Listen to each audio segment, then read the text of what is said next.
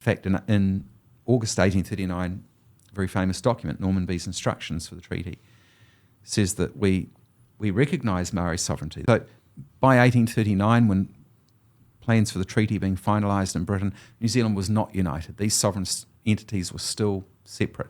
Now, they're the same ethnic group, they're the same culture, roughly the same language. There's variants of dialect around the country, but all who we recognise now as Māori.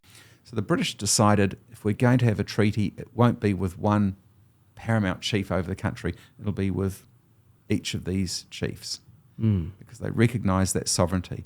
In fact, in August 1839, a very famous document, Norman B's instructions for the treaty, says that we recognise Maori sovereignty. The British government's formally recognising Maori sovereignty, but they say, but it's a fragmented form of sovereignty. That was acknowledged by the British in 1839, and as a precursor to the treaty, that the requirement was implicit that there has to be consent from all these chiefs for the treaty to work. So you arrive in 1840, and the chiefs, I think, are in a very difficult position because throughout the country, when this treaty is written, first in February and then for several months as it's toured around the country,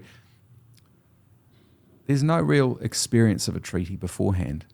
There's no actual knowledge of what a treaty is. There's no knowledge of what the power of a governor is. From the perspective of the chiefs who signed it, they were presented with a document, given explanations of various qualities around the country, and said, sign this. Some did, some didn't.